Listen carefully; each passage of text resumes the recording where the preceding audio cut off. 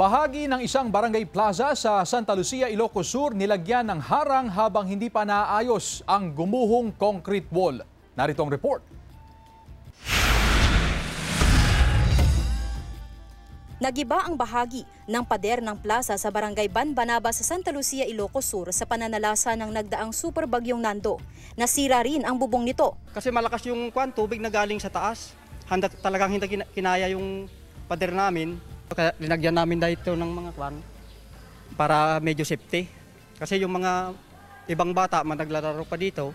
Mula 2002 at marami na ang dumaang bagyo, ngayon lang daw bumigay ang pader. Hinarangan muna ng mga upuan ang kalahating bahagi ng plaza para sa kaligtasan ng mga residente. Pansamantalang isinara ang daycare center at simbahan malapit sa gumuhong pader. Malaking perwisyo sa barangay, ma'am. Tapos, kailangan pa yung malaking pondo sa pag-reconstruct. Kaya kung sa amin lang sana, kung may tutulong na para mas madali yung paggawa, di siyempre okay rin.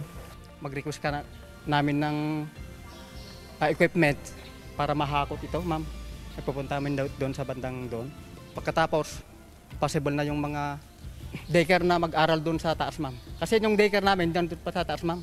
Bandang doon at saka yung chapel namin, dyan pa sa taas. Nagpatulong na rin ang Barangay Council sa lokal na pamahalaan ng Santa Lucia. Magpapaabot daw ng mga karagdagang kagamitan ang LGU upang mas mapabilis ang kanilang operasyon. Sa datos ng Ilocos Sur PDRRMO, isa ang Banbanaba sa 23 barangay na labis na naapektuhan ng Super Typhoon Nando. Kasama si Henry Duminsil, Sandy Salvacio, One North Central Luzon.